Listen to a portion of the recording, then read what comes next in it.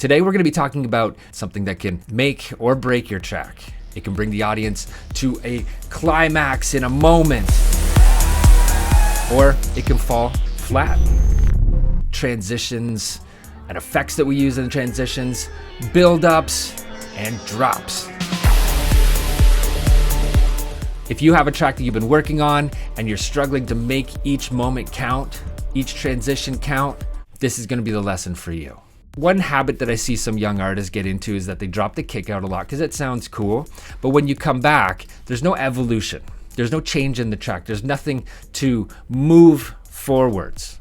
There's one effect that I absolutely love. I've used this white noise splash forever. It's super simple.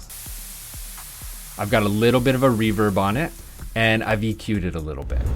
And I can't stress this enough. You can render to audio and use your sounds in other ways that you just can't in MIDI. The other thing that we can do here is hit the reverse button. And we now have a different type of riser. How nice is that?